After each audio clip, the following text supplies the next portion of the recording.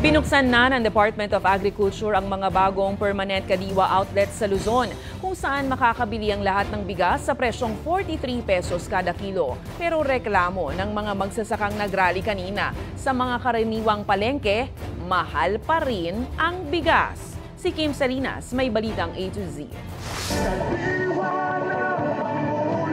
Umarangkada na ngayong Biyernes ang itinuturing na bagong bihis na kadiwa stores katulad ng kadiwa ng Pangulo outlet na ito sa Mandaluyong.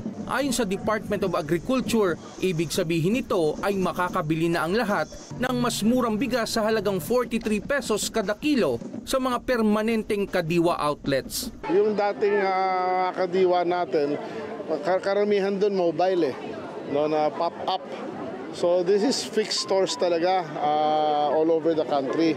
Alam ng tao kung nasaan at alam ng tao kung kailan magbubukas, kailan magsasara, hindi yung now you see it, now you don't. Dagdag pa ng DA, ang presyong 43 pesos kada kilo sa kadiwa outlet ay maaaring mabili ng lahat. Pero may bigas pa rin sa presyong 29 pesos per kilo na eksklusibo sa senior citizens at pantawid pamilya beneficiaries. Ngayon meron tayong 400 plus na kadiwa sa buong Pilipinas.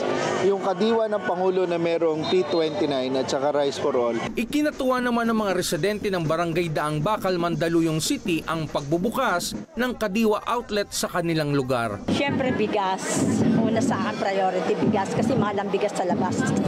Sa akin palagay magugustuhan to kasi parang presyo siya ng 55. Sa kabila nito, nagkilos protesta naman ang iba't ibang grupo ng mga magsasaka sa harap ng Commonwealth Market. Reklamo ng mga ralihista sa karaniwang mga palengke at tindahan, mahal pa rin ang presyo ng bigas kaya bigo pa rin ang Pangulo sa kanyang pangako. Matagal na tayong pinuputol ng gobyerno.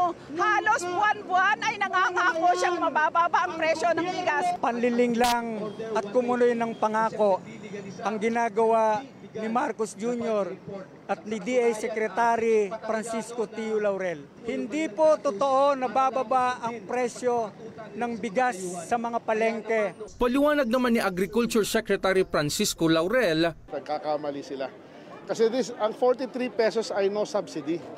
Ibig sabihin, yan yung presyo talaga na hindi malulugi ang gobyerno or kadiwa. So yan ang presyo na kaya paikutin. Hindi malulugi, kaya hindi budol yan, hindi kalokohan yan. Sa ngayon, may 41 permanent kadiwa outlet na sa Luzon na bukas araw-araw mula alas 6 ng umaga hanggang alas 6 ng gabi.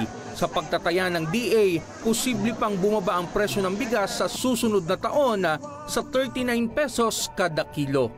Para sa Balitang A to Z, Kim Salinas.